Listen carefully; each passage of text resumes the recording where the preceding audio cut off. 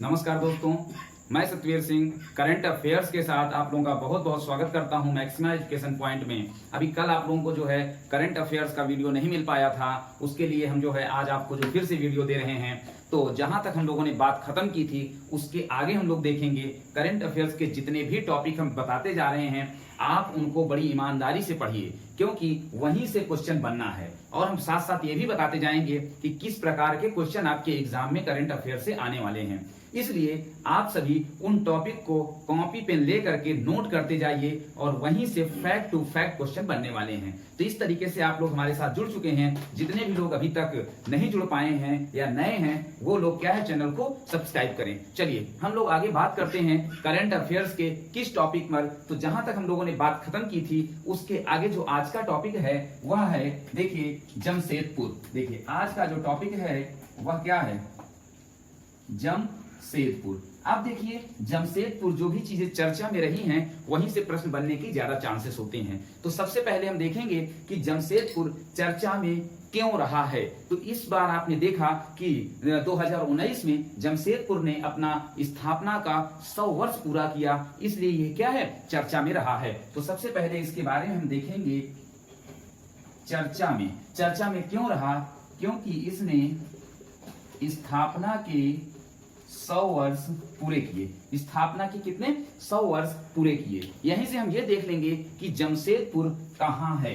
यह जमशेदपुर कहाँ है, तो आप देखेंगे कि जमशेदपुर झारखंड में है। कहाँ है, झारखंड में है। इसी के साथ एक फैक्ट आपको और ध्यान देना है कि झारखंड का सबसे ज्यादा जनसंख्या वाला शहर है क्या, जमशेदपुर। तो और एक चीज हम देखेंगे, यहीं से एक आपका फैक्ट है कि कहाँ का, झारखंड का सबसे ज्यादा जनसंख्या वाला शहर है। ये बात समझ में आ रही है। उसके बाद आप देखिए कि जमशेदपुर क्यों प्रसिद्ध है।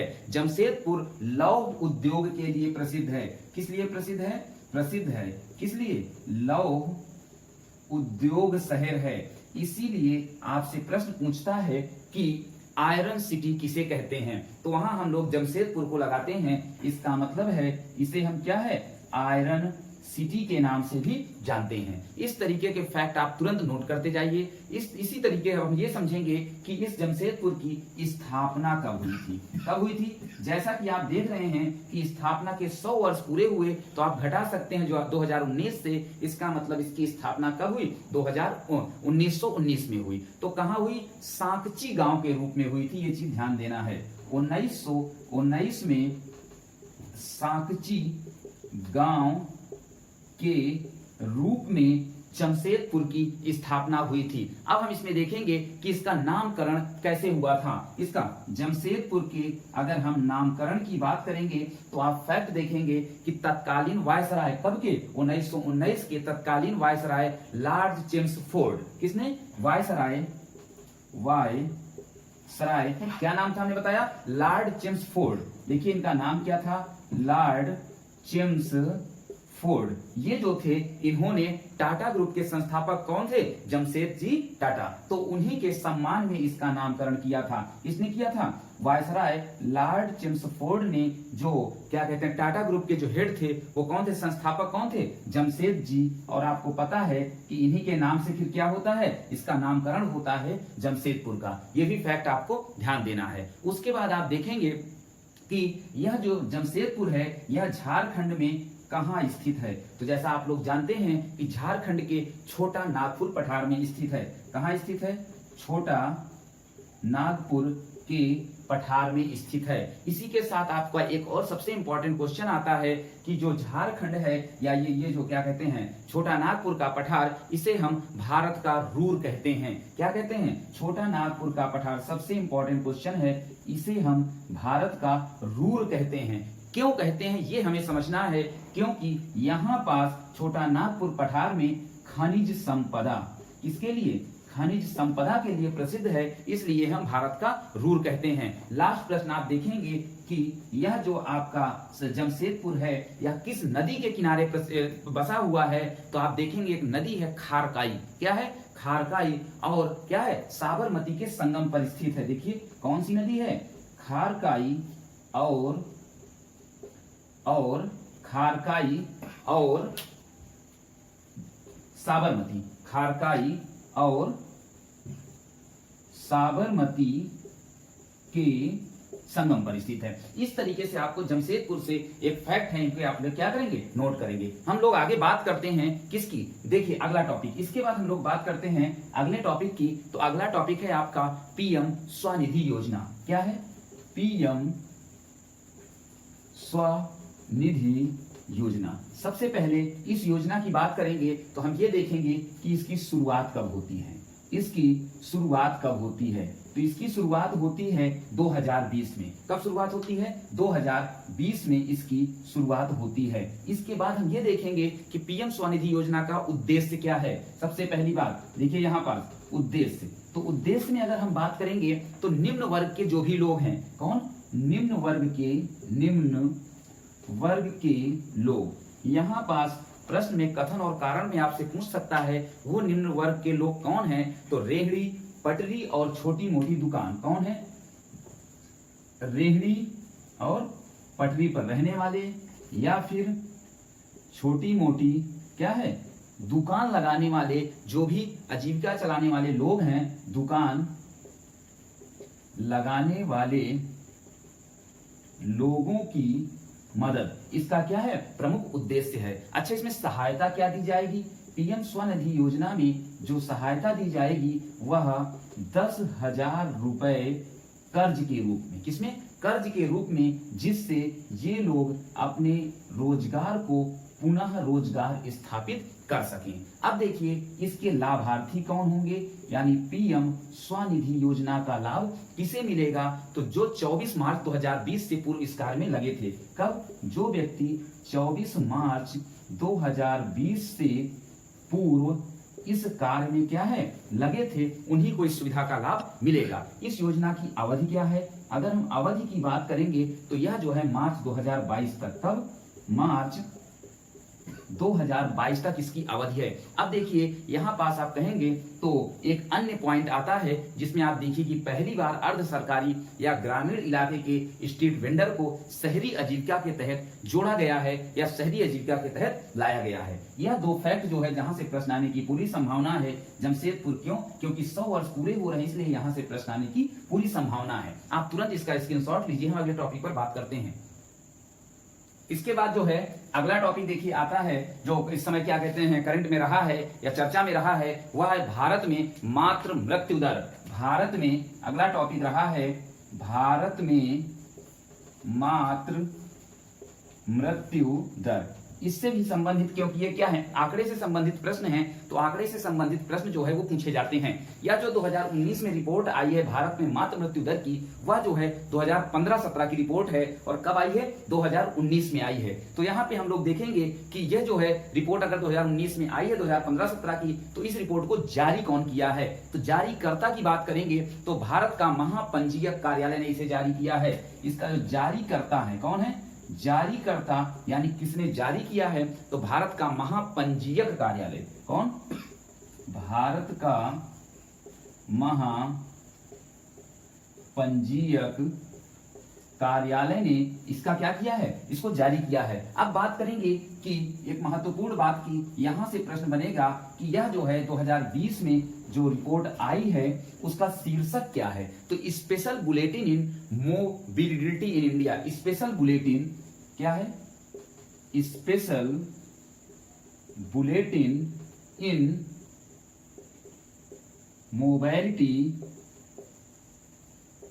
In India, special bulletin on mobility in India, यह जो है इसका क्या है, शीर्षक रहा है। अब देखिए हम बात करेंगे कि इसका जो है मापन प्रणाली क्या है। इसकी मापन प्रणाली की बात करेंगे तो प्रति लाख जीवित पर, कब, प्रति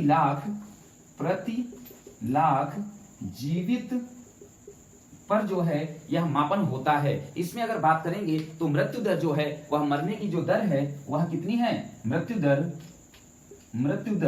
122 है। कितनी है, 122 है। अब देखिए अगर हम 2014-15 की बात करेंगे, क्योंकि आप देख रहे हैं कि यह रिपोर्ट क्या है 15-17 की है, तो 2014-15 में यह जो है 2014 2014-15 में यह रिपोर्ट कितनी थी, 130 थी। इसका मतलब है कि यहाँ पे हम लोग क्या है, कुछ ना कुछ सुधार हो रहा है। अब देखिए सर्वाधिक मृत्यु दर, सर्वाधिक किसकी बात हो रही है, मातृ मृत्यु दर हो रही है। तो मातृ मृत्यु दर की बात करेंगे तो सर्वाधिक मृत्यु दर के मामले में अगर आप याद करते हो तो आपने याद किया होगा कि यहाँ जो है क्या है, असम में सर्वाधिक मृत्यु दर का जो हमें रेशियो वह देखने को मिलता है। हम इस बात को भी देखेंगे कि यह कितना मिलता है, तो 229 मृत्यु दर, यानी 229 लोगों की इसमें मृत्यु होती है। न्यूनतम मृत्यु दर की बात करेंगे, किसकी, न्यूनतम मृत्यु दर की अगर आप बात करोगे, सर्वाधिक जो है आपका असम में है, तो न्यूनतम कहाँ है, न्यूनतम जो है केरल में है। कहाँ है, केरल में जो मृत्यु दर है वह न्यूनतम है, कितनी है, 42 है। केरल के बाद आप अगर बात करेंगे तो महाराष्ट्र में, कहा, महाराष्ट्र में है, महाराष्ट्र की जो है 55 है और तमिलनाडु की कितनी है, 63 है। कितनी है, तीसरे नंबर पे आता है तमिलनाडु, जहां की 63 है। और इसी के साथ आप ये समझ लीजिए कि यूपी में मातृ मृत्यु दर कितनी है, तो यहाँ पास 216 है। कितनी है, 216 है। यह जो है 2014-15 में कितनी थी, यह रिपोर्ट 2014-15 में 201 है। यानी यहाँ यूपी की जो स्थिति है वो क्या है, अच्छी नहीं है। आप इस डेटा को, फैक्ट को तुरंत नोट करिए और हम अगले टॉपिक की ओर बात करते हैं। तुरंत आप इसका स्क्रीनशॉट ले लीजिए। तो अगला जो टॉपिक है वह जो करंट, जो इस समय सबसे ज्यादा चर्चा में रहा है, यहां से भी प्रश्न बहुत ज्यादा आने की संभावना है, वह है केंद्र शासित प्रदेश। क्या है, केंद्र शासित प्रदेश। अगर केंद्र शासित प्रदेश की बात करेंगे तो यह भी क्या है, चर्चा में रहा है, इसलिए यहां से प्रश्न आने की पूरी संभावना है। सबसे पहले हम बात करेंगे कि केंद्र शासित प्रदेश चर्चा में क्यों रहा है। केंद्र सरकार ने 2 केंद्र शासित प्रदेशों को विलय करने की योजना बनाई है। केंद्र सरकार ने 2 केंद्र शासित प्रदेशों को विलय की योजना, विलय करने की योजना बनाई है, इसीलिए यह जो है चर्चा में रहा है। अगर हम बात करें कि पूर्व में, यानी पूर्व में की बात करें तो आप जानते हैं 28 राज्य और 9 केंद्र शासित प्रदेश। कितने राज्य, कितने, 28, लेकिन केंद्र शासित प्रदेश कितने थे आपके, कितने थे, 9 थे। लेकिन ये कब हुआ, इसके पहले और दूसरा डेटा था। लेकिन जैसे ये क्या कहते हैं, जो डिवाइडेशन हुआ था जो लद्दाख और जम्मू कश्मीर का, उसके बाद जो है राज्यों की संख्या 28, केंद्र शासित प्रदेशों की संख्या 9 हो गई है। लेकिन आप बताइए कि विलय के बाद का जो डेटा है, यानी वर्तमान डेटा, आप बताइए केंद्र शासित प्रदेशों को मर्ज किया जा रहा है। इसका मतलब राज्यों की संख्या तो 28 ही रहेगी, लेकिन ये जो केंद्र शासित प्रदेश हैं इनकी संख्या कितनी हो जाएगी, 8 हो जाएगी। इस डेटा को हमें याद रखना है। अच्छा, एक चीज और हमें ध्यान देना है कि कौन से 2 केंद्र शासित प्रदेशों का विलय होगा। सबसे पहले हमें नाम याद होना चाहिए, तो दादर एवं नगर हवेली। दादरा एवं नगर हवेली की बात करेंगे, दादरा एवं नगर हवेली, और इसके साथ आप जानते हैं दमन और दीव। कौन है, दमन और दीव। इन दोनों को विलय करने की बात की गई है। ये फैक्ट हमें बिल्कुल भी दिमाग पे रखना है। यह जो संशोधन तो हुआ है विलय करने की योजना, यह किस संशोधन के थ्रू हुआ है, तो यह संविधान की पहली अनुसूची में हुआ है। संशोधन कहां हुआ है, अगर संशोधन की बात करेंगे तो देखिए संशोधन कहां हुआ है, संविधान की पहली अनुसूची में हुआ है। संविधान की पहली अनुसूची में हुआ है। अच्छा, तो किस बहुमत से हुआ है, तो यहीं पे हम बात कर लेते हैं। यह जो है सामान्य बहुमत से हुआ है। इसके बाद हम ये बात करेंगे कि नया नाम इसका क्या होगा। अगर हम बात करें कि संशोधन के बाद इसका नया नाम क्या होगा, तो दादरा और नगर हवेली तथा दमन और दीव संघ राज्य क्षेत्र। इसमें क्या लग जाएगा, दमन और दीव के बाद संघ राज्य क्षेत्र लग जाएगा। क्या लग जाएगा, संघ राज्य क्षेत्र, यानी दादरा और नगर हवेली और दमन और दीव संघ राज्य क्षेत्र, इसका क्या हो जाएगा, संशोधित नाम हो जाएगा। इसमें लोकसभा की कितनी सीटें आवंटित हैं, तो इसमें जो है आपकी लोकसभा की 2 सीटें आवंटित होंगी। कितनी, 2 सीटें आवंटित की गई हैं। अगर हम कहें कि यह जो डेटा है यह किसके न्यायिक क्षेत्राधिकार में आता है, न्यायिक क्षेत्राधिकार में आता है, तो आप इसमें लिखेंगे बॉम्बे उच्च न्यायालय के अंतर्गत। किसके, बॉम्बे हाई कोर्ट के अंतर्गत क्या होगा, यह न्यायिक क्षेत्राधिकार में आएगा। इसके बाद इसी के साथ हम देख लेते हैं कि भारत का सबसे बड़ा राज्य क्या है क्षेत्रफल के अनुसार, राजस्थान है, लेकिन सबसे बड़ा केंद्र शासित जो राज्य है वह क्या है, लद्दाख बन गया है। अगर हम भारत में बात करें, भारत में राज्य की बात करें तो आपका क्या है, राजस्थान है जो क्षेत्रफल में सबसे बड़ा है, और केंद्र शासित प्रदेश में कौन है, लद्दाख है। तो इस डेटा को भी आप तुरंत क्या करिए, नोट डाउन कर लीजिए, और इस तरह आप चैनल पे बने रहिए, चैनल को लाइक, सब्सक्राइब और शेयर कमेंट करते रहिए, हम आपके साथ बने रहेंगे। Thank you.